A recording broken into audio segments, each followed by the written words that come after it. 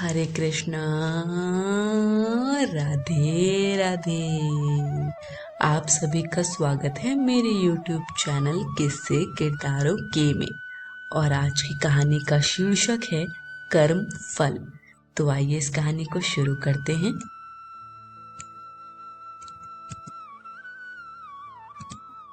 एक राजा बड़ा धर्मात्मा, न्यायकारी और परमेश्वर का भक्त था। उसने ठाकुर जी का मंदिर बनवाया और एक ब्राह्मण को उसका पुजारी नियुक्त किया। वह ब्राह्मण बड़ा सदाचारी, धर्मात्मा और संतोषी था। वह राजा से कभी कोई याचना नहीं करता था। राजा भी उसके स्वभाव पर बहुत प्रसन्न था। उसे राजा के मंदिर में पूजा करते हुए 20 वर्ष गुजर गए। उसने कभी भी राजा से किसी प्रकार का कोई प्रश्न नहीं किया। राजा के यहाँ एक लड़का पैदा हुआ। राजा ने उसे पढ़ा लिखा कर विद्वान बनाया और बड़ा होने पर उसकी शादी एक सुंदर राजकन्या के साथ कर दी। शादी करके जिस दिन राजकन्या को अपने राजमहल में लाए, उस रात्रि में राजकुमारी को नींद न आई। वह इधर उधर घूमने लगी। जब अपने पति के पलंग के पास आई तो क्या देखती है कि हीरे जवाहरात जड़ित मूठे वाली एक तलवार पड़ी है। जब उस राजकन्या ने देखने के लिए वह तलवार म्यान में से बाहर निकाली, तब तीक्ष्ण धार वाली और बिजली के समान प्रकाश वाली तलवार देखकर वह डर गई। डर के मारे उसके हाथ से तलवार गिर पड़ी और राजकुमार की गर्दन पर जा लगी। राजकुमार का सिर कट गया और वह मर गया। राजकन्या पति के मरने का बहुत शोक करने लगी। उसने परमेश्वर से प्रार्थना की कि हे प्रभु, मुझसे अचानक यह पाप कैसे हो गया। पति की मृत्यु मेरे ही हाथों हो गई। आप तो जानते ही हैं, परंतु सभा में मैं सत्य न कहूंगी, क्योंकि इससे मेरे माता पिता और सास ससुर को कलंक लगेगा तथा इस बात पर कोई विश्वास भी न करेगा।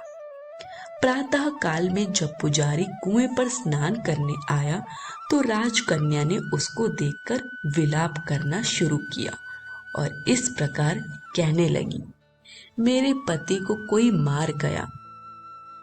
लोग इकट्ठे हो गए और राजा साहब आकर पूछने लगे, किसने मारा है।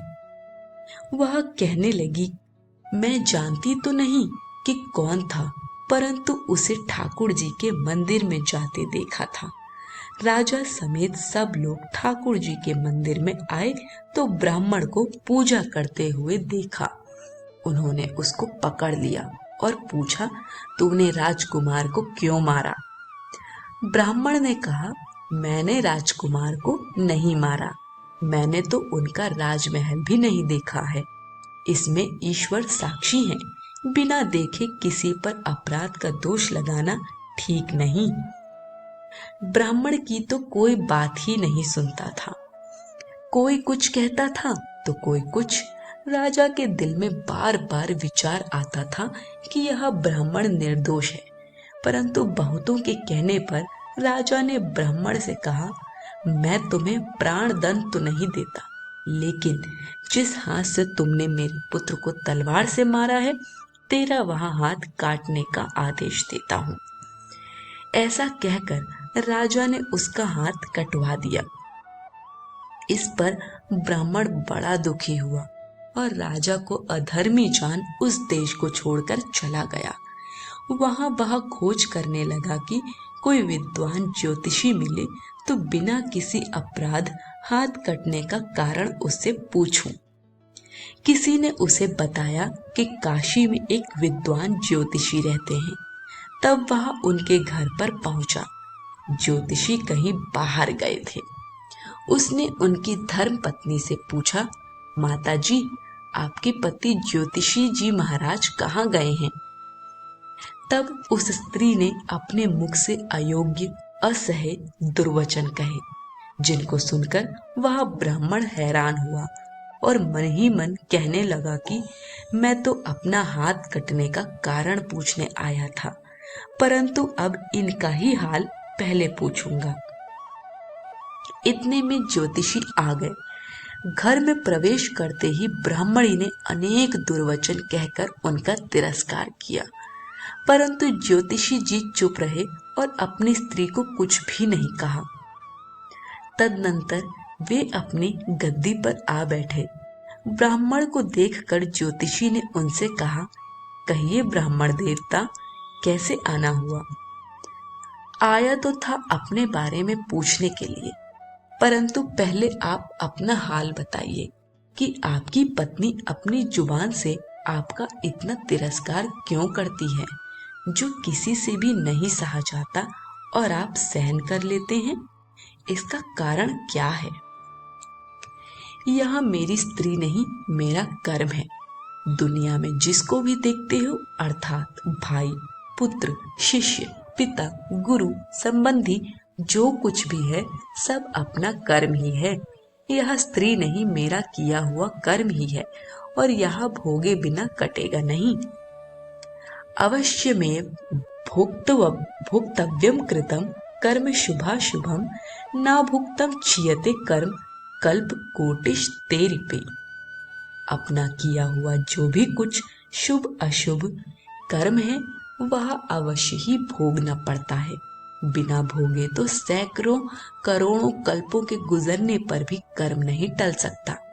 इसलिए मैं अपने कर्म खुशी से भोग रहा हूँ और अपनी स्त्री की ताड़ना भी नहीं करता, ताकि आगे इस कर्म का फल ना भोगना पड़े। महाराज, आपने क्या कर्म किया था? सुनिए, पूर्व जन्म में मैं कौवा था और मेरी स्त्री गधी थी। इसकी पीठ पर फोड़ा था। फोड़े की पीड़ा से यह बड़ी दुखी थी और कमजोर भी हो गई थी।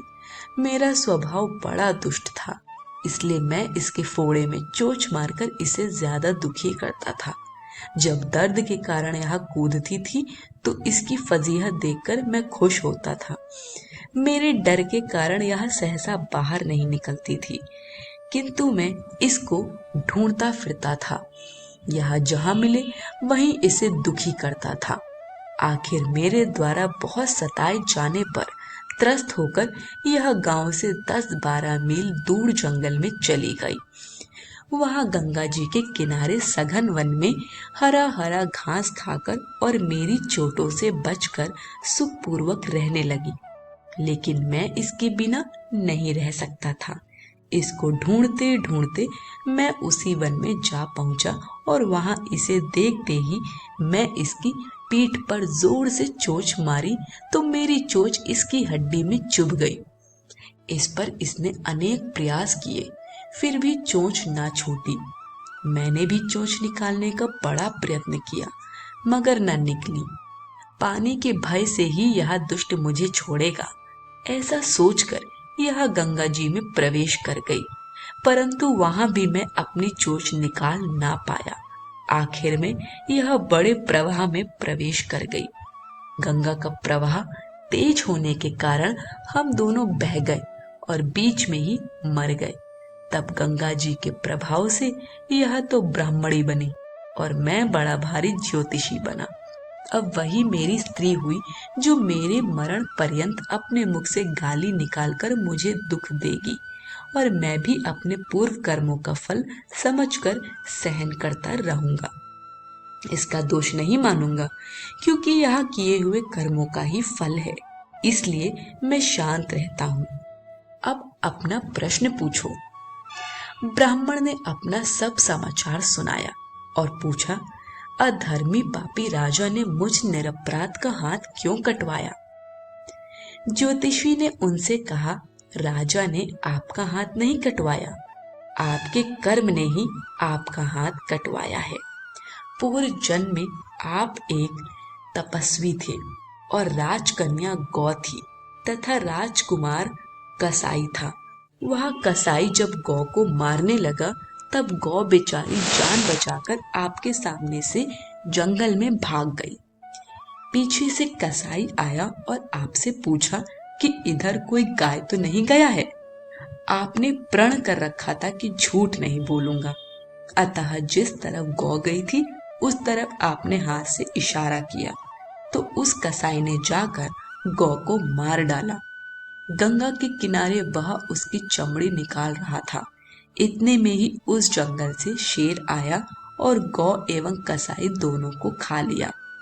गंगा जी के किनारे ही उनकी हड्डियां उसमें बह गईं। गंगा जी के प्रताप से कसाई को राजकुमार और गौ को राजकन्या का जन्म मिला एवं पूर्व जन्म के किए हुए उस कर्म ने एक रात्रि के लिए उन दोनों को इकट्ठा किया।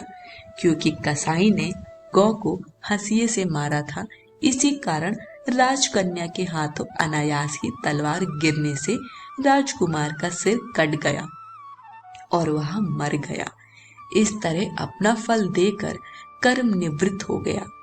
तुमने जो हाथ का इशारा रूप कर्म किया था, उस पाप कर्म ने तुम्हारा हाथ कटवा दिया है। इसमें तुम्हारा ही दोष है, किसी अन्य का नहीं। ऐसा निश्चय कर सुखपूर्वक रहो। कर्म फल का भोग टलता नहीं। शिक्षा। कितना सहज है ज्ञान संयुक्त जीवन। यदि हम इस कर्म सिद्धांत को मान लें और जान लें तो पूर्वकृत घोर से घोर कर्म का फल भोगते हुए भी हम दुखी नहीं होंगे, बल्कि अपने चित्त की समता बनाए रखने में सफल होंगे। भगवान श्री कृष्ण इस समत्व के अभ्यास को ही समत्व योग संबोधित करते हैं, जिसमें दृढ़ स्थिति प्राप्त होने पर मनुष्य कर्म बंधन से मुक्त हो जाता है। आज की कहानी यहीं समाप्त होती है। कहानी पसंद आई हो तो कमेंट बॉक्स में हमें अपना फीडबैक जरूर दीजिए। वीडियो को लाइक शेयर करिए और चैनल को सब्सक्राइब करिए। सभी को हरे कृष्ण, राधे राधे।